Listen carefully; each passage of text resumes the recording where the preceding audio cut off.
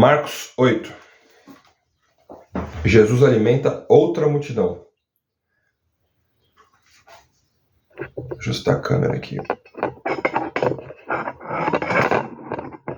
Ok. Marcos 8.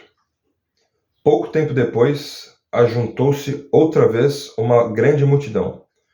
Como eles não tinham nada para comer, Jesus chamou os discípulos e disse: Estou com pena dessa gente, porque já faz 3 dias que eles estão comigo e não têm nada para comer. Se eu os mandar para casa com fome, eles vão cair de fraqueza pelo caminho, pois alguns vieram de longe. Os discípulos perguntaram: Como vamos encontrar, neste lugar deserto, comida que dê para toda essa gente? Quantos pães vocês têm? Perguntou Jesus. 7. Aí Jesus mandou o povo sentar-se no chão. Depois pegou os 7 pães e deu graças a Deus. Então os partiu e os entregou aos discípulos, e eles os distribuíram ao povo. Eles tinham também alguns peixinhos. Jesus deu graças a Deus por eles e mandou que os discípulos os distribuíssem. Todos comeram e ficaram satisfeitos, e os discípulos ainda encheram 7 cestos com os pedaços que sobraram. As pessoas que comeram eram mais ou menos 4.000. Jesus mandou o povo embora e logo depois subiu no barco com seus discípulos e foi para a região de Dalmanuta.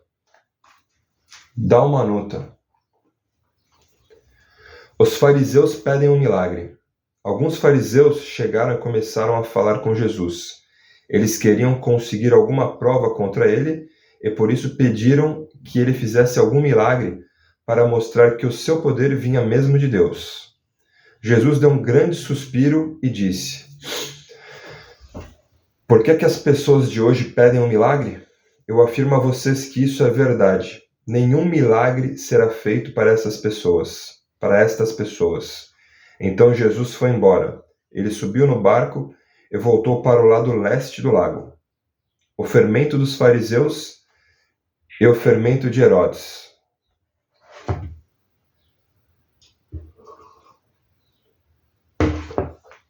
O fermento dos fariseus e o fermento de Herodes.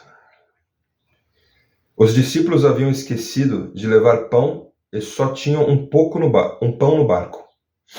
Os discípulos haviam esquecido de levar pão e só tinham um pão no barco. Jesus chamou a atenção deles dizendo: Fiquem alertas e tomem cuidado com o fermento dos fariseus e com o fermento de Herodes. Aí os discípulos começaram a dizer uns aos outros: Ele está dizendo isso porque não temos pão? Jesus ouviu o que eles estavam dizendo e perguntou: Por que vocês estão discutindo por não terem pão? Vocês não sabem e não entendem o que eu disse? Por que são tão duros para entender as coisas? Vocês têm olhos e não enxergam? Têm ouvidos e não escutam? Não lembram dos 5 pães? Não lembram dos 5 pães que eu parti para 5.000 pessoas? Quantos cestos cheios de pedaços vocês recolheram? Eles responderam: 12. Jesus perguntou outra vez: E quando eu parti os 7 pães para 4.000 pessoas, quantos cestos cheios de pedaços vocês recolheram? Eles responderam: 7.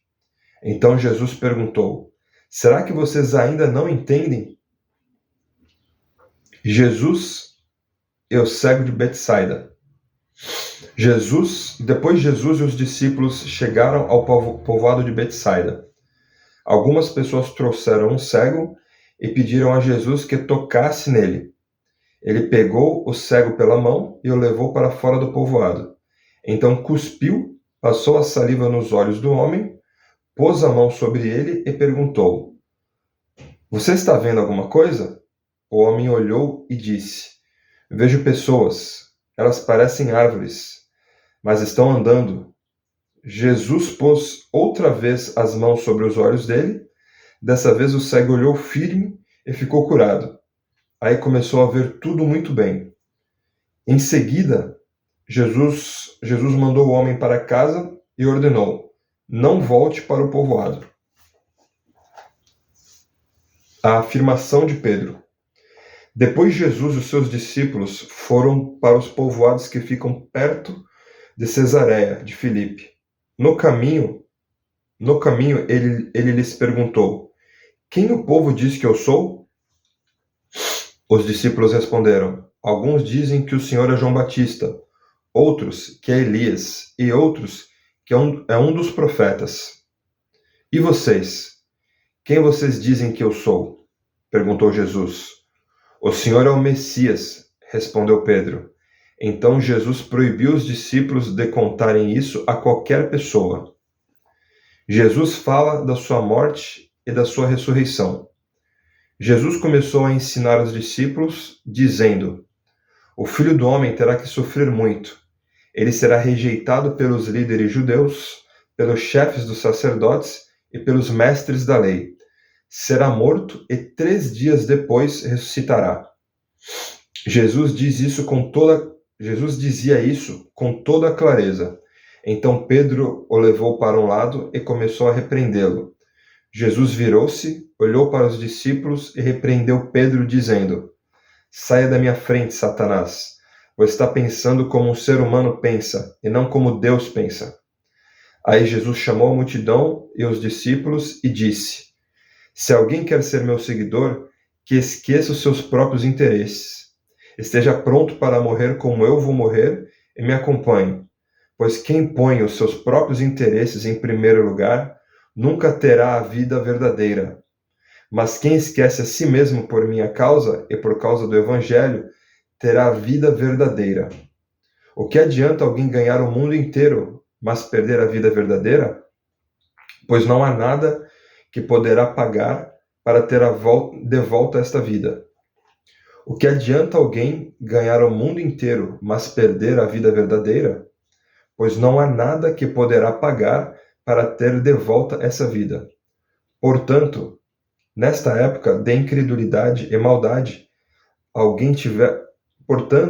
se nesta época de incredulidade e maldade alguém tiver vergonha de mim e dos meus ensinamentos, então o Filho do Homem, quando vier na glória do seu Pai, com os santos anjos, também terá vergonha dessa pessoa. Isso foi Marcos 8, pessoal. Bora continuar.